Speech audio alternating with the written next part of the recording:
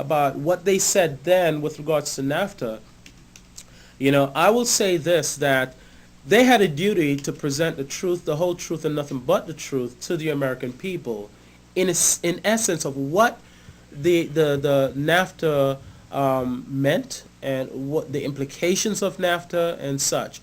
I am not one of those, build up your wall around your nation, okay, and that doesn't make sense, especially as we become so interdependent. Well, I think as a world community. If we were still a constitutional republic as designed, Mm-hmm. I don't think immigration would be a problem. I think, if anything, it would be a blessing having open borders. Okay, well, Because let's make it clear here. Because we're not that, and we have a very large socialist concept as part of our government, not complete. We're not totalitarian, but we have a very large socialist agenda. Mm-hmm. With that as our government, open borders do create a problem. Okay, and I would add one caveat to that, and so whenever we say immigration, because I think immigration is used and abused so frequently, okay, legal immigration, Yeah. okay, When as we- opposed to illegal When we immigration. speak of immigration, we're Okay. talking about legal immigration. Right, I just got a it's a quick- blessing. It is. It can be. When I'm a you- legal immigrant. Well, when you have Okay. a port where, like right now, you have socialist programs. Okay, and people come in, and you got to get health care. If you show up at the emergency room, you're covered.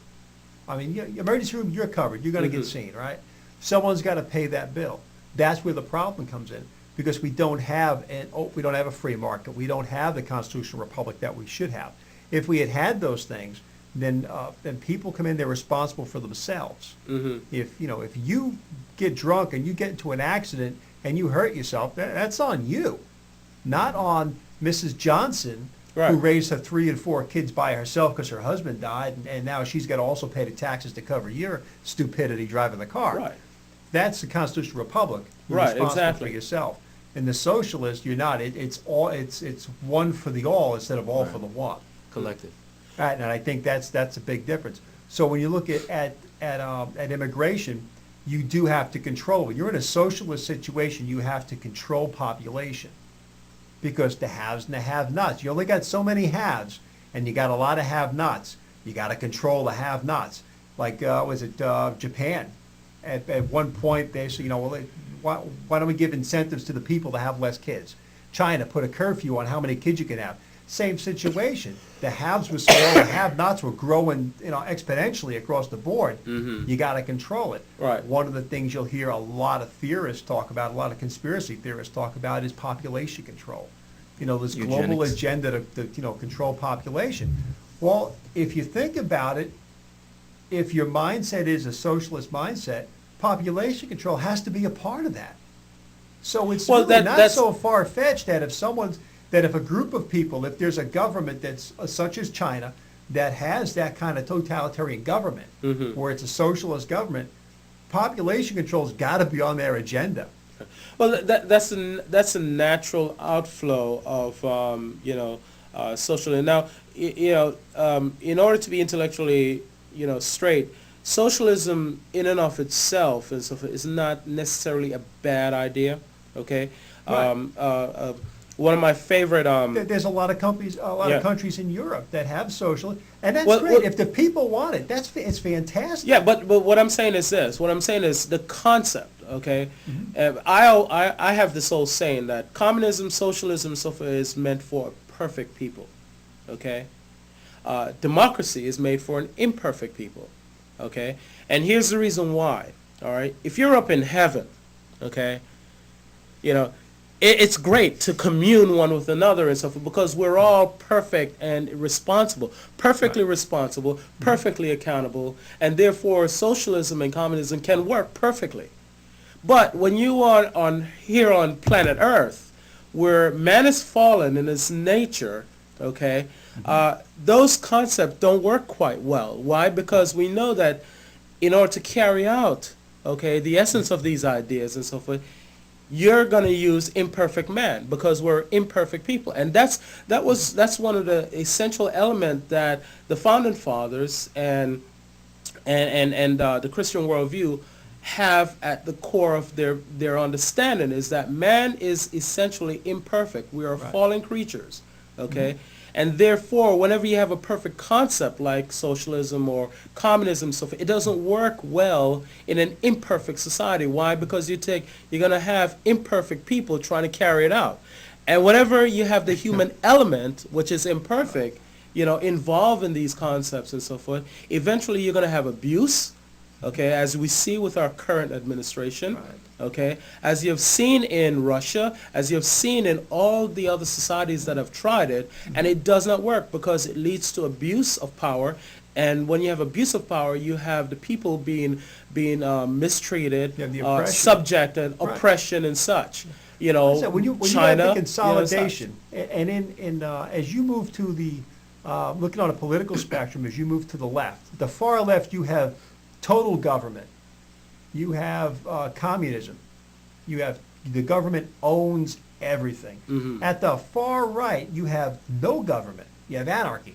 There's no government at all. Everyone fends. It's every man for himself at that point. And we're somewhere in the middle with that constitutional, with our republic, somewhere in the middle of that. When you move to that far left and you get into from the republic and you get into a fascist state, which is where the government doesn't own everything, but it controls it, Mhm. which is just as about as it's a gunshot shy of owning it, but you control everything. Right. Then next is you go to that total control. The government controls everything. In communism, it's a consolidation of power. Right. Anytime you consolidate that power, you run a greater potential for the abuse of that power. Absolutely. Someone or some entity, some oligarchy, some group has to control that power. Right. Our founding fathers, they understood it when They they understood it studied all of perfectly. this. That's why they created the separation of powers. Right, and which is why in the first place they didn't even want a federal government, because Right. Well, they come up with the Articles of Yeah. Confederation, which was a loose confederation. Well, we had. Oh, yeah. It was funny. We were just talking about this yesterday with my kids back home, and they said, President's Day is coming up. George Washington, the first president of the United States, and I said, well, actually, technically, no, he wasn't the first president. He was actually number 4. who was the first? There were 3 other guys before him, but not under the current Constitution, under the Articles of Confederation. Right. And when we started, in 1776, he started the Revolutionary War, and we signed the Declaration of Independence, said, that's it, we're independent. Okay, now what? We're going to need somebody. Well, they elected someone. What would happen is every time they had the Continental Congress get together, they would elect someone who was then president of that Congress. They technically were president of the United States at that point in time. Mhm. But But of course that interesting, didn't though. work because the states were not paying their taxes, and Yeah, you and there had was all no kind of enforcement. They had no problems and such. authority. Yeah, exactly. They had and no that's why authority. they brought George Washington in when they decided to go with this new government. Mhm. And they said, we're going to need someone to sell this to the people. And who better than George Washington? Everybody trusts him. Right. We- Very humble man. So we got to drag him, and he didn't want to come. He was like, Mhm. well, if I got to, all right. And he did the one term, wanted to leave, and they dragged him back for another one. He's like, guys, come on. I want to go home. And after the second term, they still wanted him to stay. And he's like, that's it, I'm throwing the axe down. I'm going home. Goodbye. See, that's statesmanship. That's statesmanship. And that was the first time in history that I know of where someone has walked away from the throne of power. I would say this, if anyone, your viewers out there and so forth, they want a good book to read. It's called Character Counts by Os Guinness, where you have essays on George Washington, Abraham Lincoln, William Wilberforce, and Alexander Solzhenitsyn. And Os Guinness, focus on the character of these individuals, what made these individuals great.